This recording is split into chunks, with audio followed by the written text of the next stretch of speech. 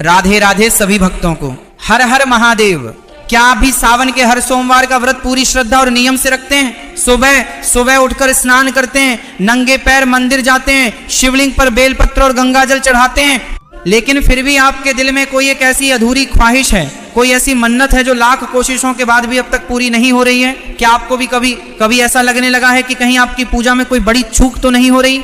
कहीं आप व्रत के दौरान अनजाने में कोई ऐसी गलती तो नहीं कर रहे जिससे आपकी पुकार महादेव तक पहुंच ही नहीं पा रही है? हम पूरी श्रद्धा से व्रत तो रख लेते हैं, पूरा दिन भूखे प्यासे भी रह लेते हैं, लेकिन हमारे प्राचीन शास्त्रों और पुराणों में सावन सोमवार के व्रत के कुछ बेहद रहस्यमयी और गुप्त नियम बताए गए हैं। खासकर व्रत के दौरान या फलाहार के समय हम अपने शरीर में क्या ग्रहण करते हैं, इसका सीधा असर हमारी पूजा के फल और हमारे संकल्प पर पड़ता है। अक्सर लोग व्रत के नाम पर बाजार की तली भुनी चीजें, मिलावटी फलाहार या कुछ भी ऐसा खा लेते हैं जिससे उनके पूरे दिन के कठिन व्रत की ऊर्जा और सात्विकता वहीं नष्ट हो जाती है। लेकिन क्या आप जानते हैं कि हमारे भोलेनाथ कितनी जल्दी प्रसन्न होने वाले देवता हैं? उन्हें किसी 56 भोग की कोई आवश्यकता नहीं है। हमारे शास्त्रों में 5 ऐसी अत्यंत पवित्र, सात्विक और चमत्कारी चीजों का वर्णन किया गया है, जिन्हें अगर आप सावन सोमवार के व्रत में शिवजी का ध्यान करते हुए अपने फलाहार में शामिल कर लें तो ब्रह्मांड की कोई भी शक्ति आपकी इच्छा पूरी होने से नहीं रोक सकती। जी हाँ, बिल्कुल सही सुना आपने। ये 5 चीजें सीधे तौर पर शिव की कृपा को आपकी ओर खींचती हैं। अगर आप सच्चे मन से व्रत रखकर इन 5 चीजों को भगवान शिव का आशीर्वाद मानकर ग्रहण करते हैं तो चमत्कार होने में महीनों या सालों नहीं, बल्कि मात्र 24 घंटे का समय लगता है। सिर्फ 24 घंटे के अंदर आपकी वो बरसों पुरानी रुकी हुई मनोकामना, चाहे वो मनचाही नौकरी की हो, विवाह की हो, व्यापार में सफलता की हो, धन की हो या परिवार की सुख शांति की, वो महादेव के सीधे हस्तक्षेप से साकार होने लगेगी। तो आखिर क्या है वो 5 जादुई और रहस्यमयी चीजें जो आपके साधारण से सावन व्रत को 100 गुना ज्यादा शक्तिशाली और फलदायी बना देंगी? दिल थाम कर बैठिए और बिना एक भी सेकंड छोड़े इस वीडियो को पूरा देखिए, क्योंकि आज मैं आपके सामने वो राज खोलने वाला हूं जो आपके जीवन को पूरी तरह से बदल कर रख देगा। वीडियो शुरू करने से पहले आप सभी से एक छोटी सी विनती है। अगर आप भगवान विष्णु की कृपा पाने वाले चमत्कारी उपाय, धर्म से जुड़ी महत्वपूर्ण जानकारी, पूजा विधि, व्रत के नियम और सनातन धर्म के ऐसे ही दुर्लभ रहस्य सबसे पहले जानना चाहते हैं तो हमारे इस चैनल को अभी सब्सक्राइब करें और साथ में हाइप भी जरूर करें, ताकि हमारी वीडियो अधिक से अधिक सनातन प्रेमियों तक पहुंच सके। बेल आइकॉन दबाना बिल्कुल न भूलें ताकि हमारी हर नई वीडियो का नोटिफिकेशन सबसे पहले आपको मिले। प्रथम महाप्रसाद सृष्टि के 5 तत्वों का अमृत पंचामृत। सबसे पहली चीज जो एक शिव भक्त को अपने फलाहार की शुरुआत में ग्रहण करनी चाहिए वह है महादेव का महाअमृत पंचामृत। लेकिन यह कोई साधारण पंचामृत नहीं है। जब आप दिन भर निर्जला या फलाहारी व्रत रखते हैं तो शाम के समय या जब भी आप अपना व्रत खोलने बैठें तो सबसे पहले अन्न या जल ग्रहण करने से पूर्व आपको इस पंचामृत का आचमन करना है। पंचामृत जैसा कि नाम से ही स्पष्ट है, 5 अमृतों का समूह। ये 5 तत्व हमारे शरीर के 5 तत्व जल, पावक, गगन, समीर, पृथ्वी का प्रतिनिधित्व करते हैं। यह चंद्रमा का प्रतीक है। शिवजी ने विष पीकर अपने कंठ को नीला कर लिया था। उस जलन को शांत करने के लिए देवताओं ने उन्हें दूध और जल अर्पित किया था। दूध आपके मन के हर ताप, हर डिप्रेशन और हर तनाव को शांत कर देता है। दही जमने की प्रक्रिया एक स्थिरता को दर्शाती है। ये आपके जीवन में ठहराव लाता है। भागती दौड़ती जिंदगी में ये शिव के ध्यान की तरह आपको एकाग्र करता है। घी अग्नि तत्व है। यह आपके भीतर प्राण ऊर्जा का संचार करता है। शहद कभी खराब नहीं होता। यह अमृता का प्रतीक है। ये आपके वाणी और कर्मों में ऐसी मिठास घोल देता है कि ब्रह्मांड की सकारात्मक शक्तियां आपकी ओर आकर्षित होने लगती हैं। ये आनंद का प्रतीक है।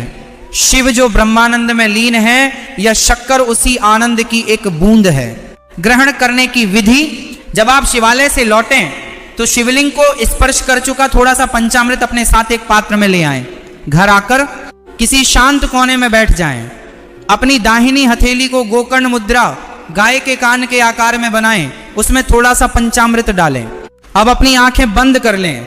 ये मत सोचिए कि आप कुछ खा रहे हैं। ये कल्पना कीजिए कि कैलाश पर्वत पर स्वयं माता पार्वती अपने हाथों से महादेव का अभिषेक कर रही हैं और वही पवित्र धारा छलक कर आपके हाथों में आ गिरी है। अपनी आंखों से 2 बूंद आंसू बहने दीजिए और मन ही मन कहिए, हे शंभू, मैं जन्म जन्मांतरों से प्यासा हूं, संसार के सारे रस चख लिए लेकिन तृप्ति नहीं मिली। आज अपने चरणों का यह अमृत देकर मेरी आत्मा को तृप्त कर दो प्रभु। और फिर ए नमः शिवाय कहते हुए उसे पी लीजिए।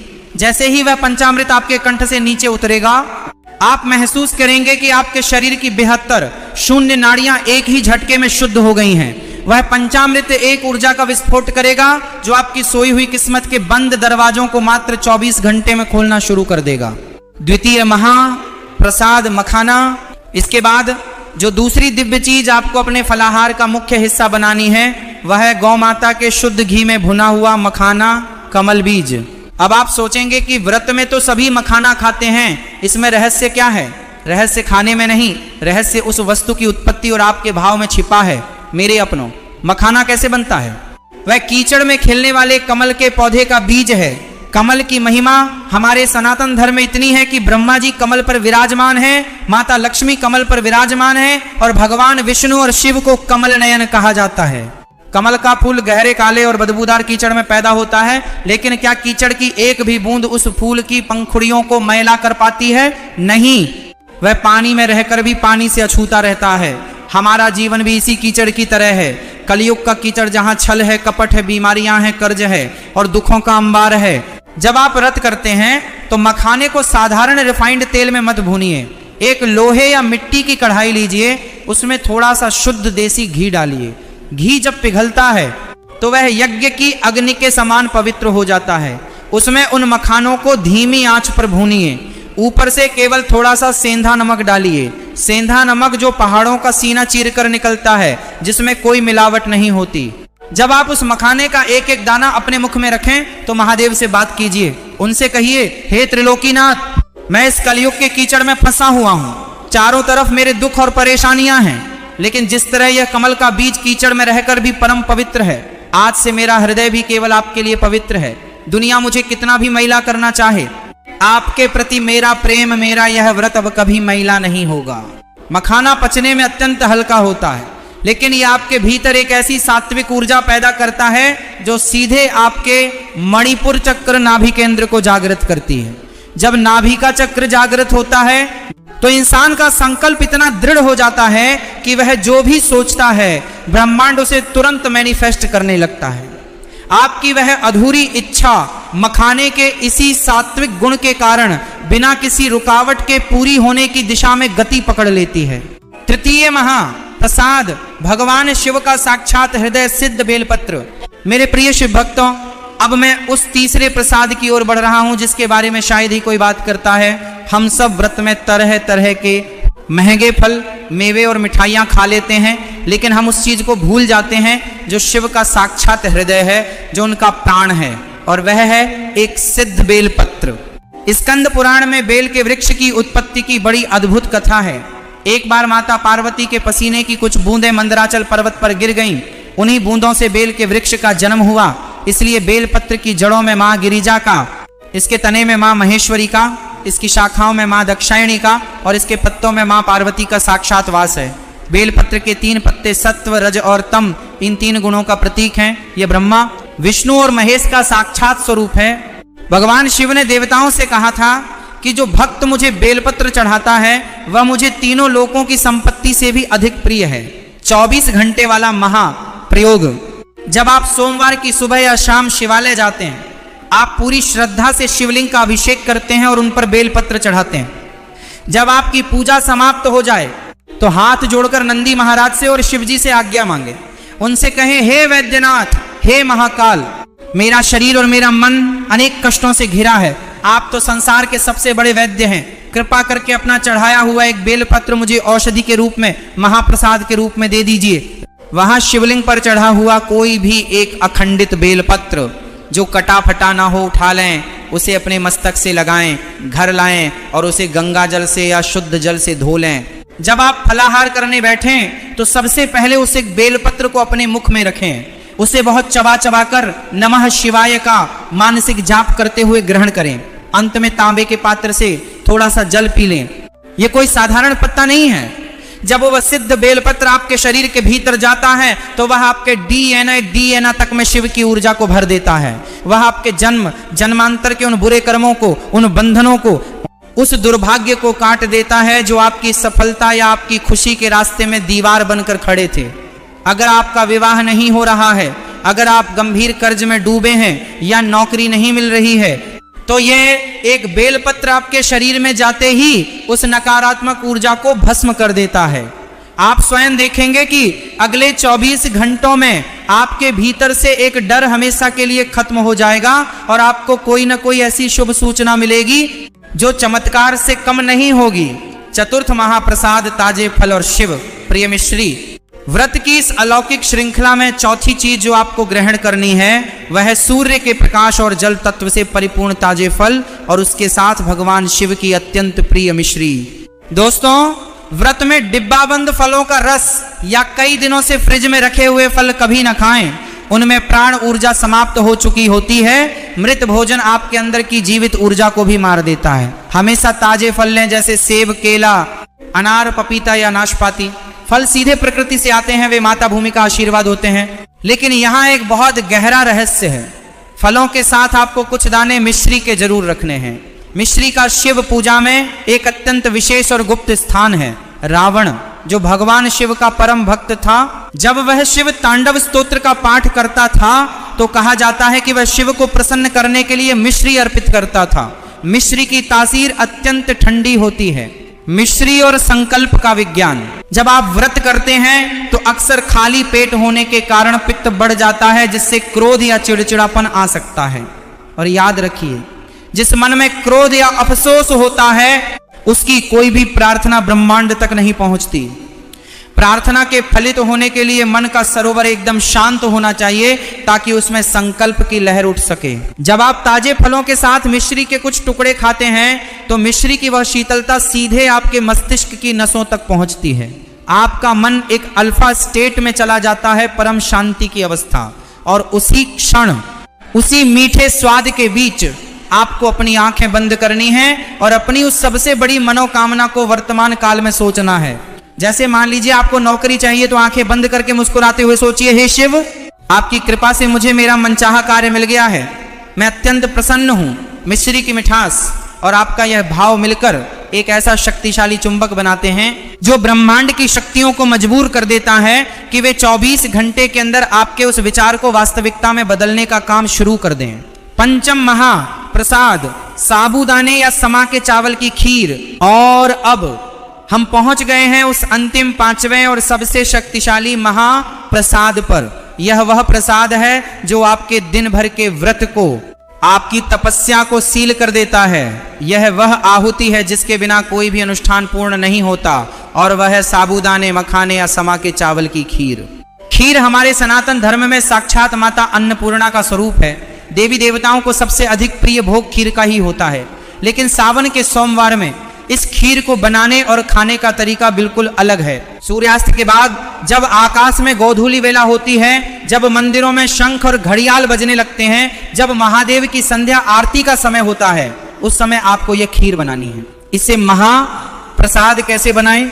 रसोई घर में जाएं, पूरी तरह से मौन धारण कर लें, गैस पर गाय का दूध रखें, उसमें साधारण चीनी की जगह मिश्री या गुड़ का प्रयोग करें, थोड़े से मखाने, चिरौंजी, बादाम डालें और अंत में साबूदाना या समा के चावल डालें।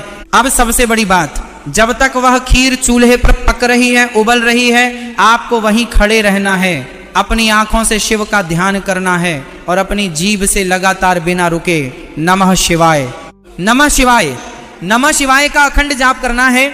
मेरे दोस्तों, पानी और दूध में चेतना को सोखने की अद्भुत क्षमता होती है। जब आप खीर को कड़छी से चलाते हुए शिव के मंत्रों का जाप करते हैं तो आपकी आवाज का कंपन, वाइब्रेशन उस खीर के एक एक कण में समा जाता है। वह केवल एक मीठा व्यंजन नहीं रहता, वह एक मंत्र सिद्ध महा औषधि बन जाती है। और यदि उस समय शिव के प्रेम में, आपकी पीड़ा में आपकी आंखों से आंसू छलक आए तो उन्हें पूछिएगा मत। अगर प्रेम का, करुणा का एक आंसू उस उबलती हुई खीर में गिर जाए तो समझ लीजिए कि आपके महादेव ने आपके हाथ से वो भोग स्वयं स्वीकार कर लिया। वो आंसुओं से बनी खीर दुनिया का सबसे बड़ा अमृत बन जाती है। जब खीर बन जाए तो सबसे पहले उसे एक कटोरी में निकालकर अपने घर के मंदिर में ले जाएं, शिव पार्वती के सामने रखें, एक दीपक जलाएं, साष्टांग दंडवत प्रणाम करें और कहें, हे उमापति, हे त्रिशूलधारी, मैं अत्यंत अज्ञानी हूं, मुझे न कोई मंत्र आता है न कोई विधि आती है, मुझसे जो रूखा सूखा बन पड़ा है वह आंसुओं के साथ आपको अर्पित कर रहा हूं। हे मेरे पिता, मेरे इस कष्ट को दूर करो, मेरे इस मनोकामना को पूर्ण करो, मेरी लाज अब आपके ही हाथों में है। और इसके बाद उस प्रसाद को अपने परिवार के साथ मिलकर ग्रहण करें। यकीन मानिए, जब वह मंत्रों से, आंसुओं से और शिव के प्रेम से सिद्ध की हुई खीर आपके पेट में जाएगी तो आपके शरीर का कण कण शिवमय हो जाएगा। आपके रोम रोम से एक ही आवाज निकलेगी, शिव शिव शिव। लेकिन अब आता है सबसे बड़ा नियम, वह नियम जिसके बिना ये सारी मेहनत अधूरी रह जाएगी, और वह नियम है संपूर्ण समर्पण और संदेह का त्याग। शास्त्र कहते हैं कि संदेह उस दीमक की तरह है जो आपकी महीनों की तपस्या को 1 सेकंड में खाकर राख कर देता है। जब आप अपना व्रत पूर्ण कर लें तो उसके बाद अगले 24 घंटों तक आपके मन के किसी भी कोने में यह विचार नहीं आना चाहिए कि पता नहीं भगवान ने मेरी सुनी या नहीं, पता नहीं मेरा काम होगा या नहीं। जिस पल आपके मन में पता नहीं आता है, उसी पल आप ब्रह्मांड को यह संदेश देते हैं कि आपको अपने महादेव पर भरोसा नहीं है, और जहां भरोसा नहीं है वहां शिव नहीं है। आपको एक छोटे बच्चे की तरह निश्चिंत हो जाना है। जब एक छोटा बच्चा अपने पिता से खिलौना मांगता है तो वह यह नहीं सोचता कि पिता पैसे कहां से लाएगा, वो किस दुकान पर जाएगा। वो बस निश्चिंत होकर सो जाता है कि मेरे पिता ने कहा है तो वो लाकर देंगे। आपको भी बस यही मानना है कि मैंने अपनी अर्जी अपने महादेव के चरणों में रख दी है, मैंने उनका महाप्रसाद ग्रहण कर लिया है, अब वह काम मेरा नहीं रहा, वह काम शिव का हो गया है। और शिव कभी हारते नहीं। जब आप इस 100% पक्के विश्वास के साथ रात को सोते हैं तो आप ब्रह्मांड की असीम शक्तियों को आजाद कर देते हैं। कायनात की हर एक शक्ति, हर एक ऊर्जा उस रात काम पर लग जाती है। 24 घंटे के अंदर अंदर आपको प्रकृति की ओर से कोई ऐसा संकेत, कोई ऐसा फोन कॉल, कोई ऐसा शुभ समाचार या कोई ऐसा रास्ता मिल ही जाएगा जो आपकी मनोकामना को सीधे पूर्णता की ओर ले जाएगा। ये मेरा विश्वास नहीं, ये शिव पुराण का सत्य है। सीधे अपने हृदय की गहराइयों से, अपने आंखों के आंसुओं के साथ कमेंट बॉक्स में अपनी हाजिरी लगाइए और लिखिए हर हर महादेव। आपका यह एक कमेंट ब्रह्मांड में आपकी उपस्थिति दर्ज कराएगा।